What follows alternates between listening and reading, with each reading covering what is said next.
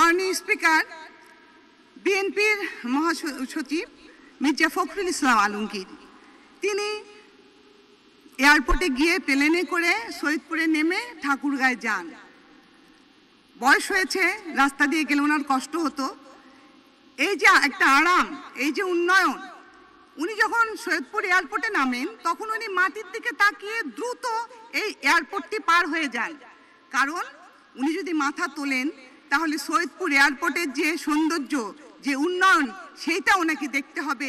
এই জ্বলন্ত ওনার সহ্য হবে না, এই জন্য উনি মাথা নিচু করে এয়ারপোর্ট ত্যাগ করেন। আমাদের উন্নয়নে তাদের মাথা হেট হয়ে যায়, আমাদের উন্নয়নে তাদের জ্বলন হয়। একটি ছবি ছিল 80-র দশকের, গোলাপি এখন ট্রেনে। মাননীয় স্পিকার, সেই সময় মেয়েদের ওই রকম অবস্থায় ছিল।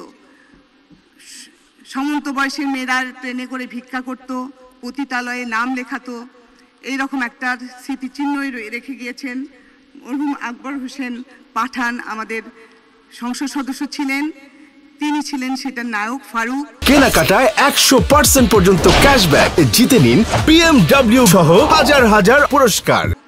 তো ওইটার একটা গান ছিল যে, হায়রে কপাল মন্দ চোখ থাকিতে অন্ধ, এ জীবন জৈলাপুরা শেষ তো হইল না। জৈলাপুরে যাচ্ছে কিন্তু এটা শেষ হচ্ছে না, এটাও আমাদের কিন্তু একটা দুঃখের কথা।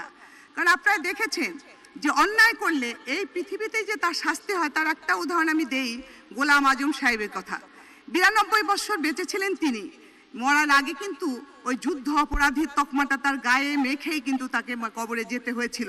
সেই জন্য আমরা চাই ওই বিএনপির নেতারা বেঁচে থাক এবং আমাদের উন্নয়ন দেখে তারা জ্বলতে থাকুক, জীবনটা তাদের শেষ না হয়ে যাক। আল্লাহ তাদের হায়াত দারাজ করুক।